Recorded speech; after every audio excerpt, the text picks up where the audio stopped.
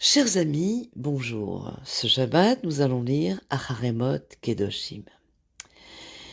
Et nous allons nous arrêter sur un enseignement de la Parasha Kedoshim. Et nous posons tout d'abord une question. Nous est-il déjà arrivé de perdre le contrôle de nous-mêmes et, à la dernière seconde, de réussir à se retenir? Nous allons parler justement de ces batailles intérieures qui sont souvent associés à différents problèmes que nous rencontrons dans la vie quotidienne, au niveau en voiture, en proie avec des problèmes administratifs, etc.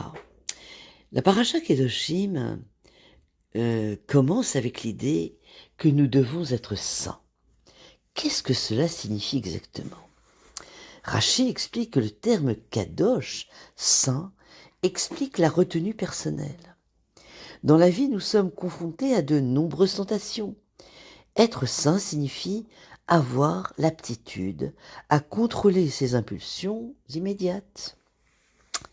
Nachmanide, Rabbi Moshe ben Nachman, il souligne que cette retenue peut parfois conduire la personne à un point se situant au-delà de la simple lettre de la loi, l'ifne mishurat adin. La loi juive autorise l'homme à manger de la nourriture cachère. Mais est-ce que cela signifie que l'on puisse se comporter comme un latan, comme dit la Torah, comme un glouton? Eh bien non, selon cette vision, même si la nourriture est aussi cachère que faire se peut, la retenue et la puissance, elles montrent que l'on est réellement libre comme individu, plutôt qu'esclave de son appétit. On se rappelle l'histoire entre Yaakov Avinu et Esav et ce fameux plat de lentilles. L'une des manières de comprendre cette histoire est de voir que Esav était prêt à vendre son droit d'aînesse, le bien le plus précieux de sa vie, contre un plat de nourriture. Et on pourrait se dire vraiment, c'est pathétique. D'autres pourraient même aller jusqu'à ressentir de la sympathie pour quelqu'un à qui il arrive d'être l'esclave de ses sens.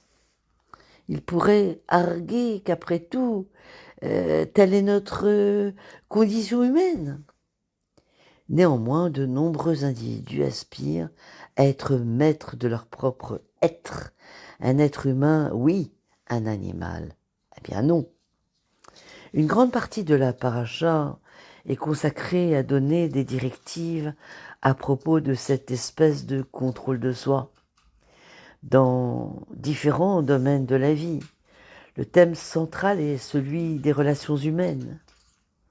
Et le point d'orgue est le fameux enseignement aime ton prochain comme toi-même.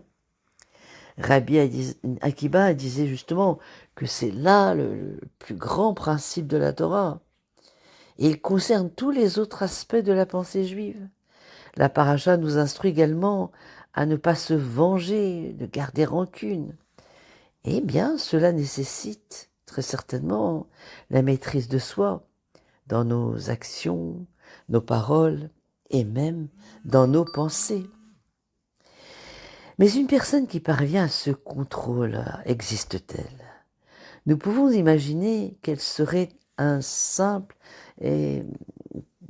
personne naïve ou inspirée qui ne voit jamais de mal en quiconque. Ou nous pouvons imaginer un homme puissant qui atteint un véritable contrôle de sa personne. Alors qu'est-ce que la puissance? Pendant longtemps, les gens ont pensé qu'il s'agissait d'acquérir la domination sur les autres. Mais désormais, nous réalisons qu'il s'agit en fait de la maîtrise de soi-même.